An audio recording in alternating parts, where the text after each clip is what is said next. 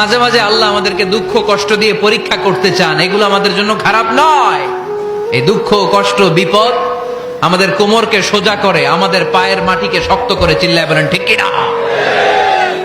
প্রতিকূল পরিবেশে কিভাবে বাঁচতে হয় এই দুঃখ কষ্ট আমাদেরকে শিখায়। এজন্য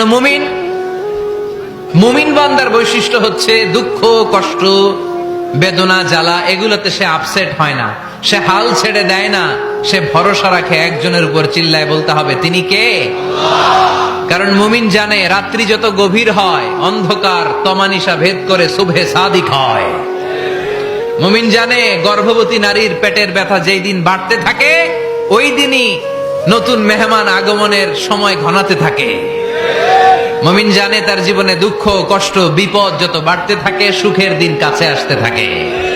এজন্য মুমিনের হারাবার কিছু নেই। ফা ইন্না মাআল উসরি ইউসরা, ইন্না মাআল উসরি ইউসরা। নবী হে